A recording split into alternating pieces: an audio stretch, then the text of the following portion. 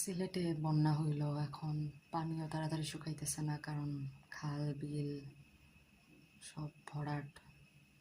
So এর মধ্যে সবাই বন্যা নিয়ে কথা বলে, কিন্তু বন্যার আফটার এফেক্ট নিয়ে কথা বলে না। তোমার কাপড় নষ্ট হয়ে যায়, তারপর কাঠগুলা অনেক সময় পচে যায়, গন্ধ বের হয়, দেন অনেক কিছু পরিষ্কার করা লাগে।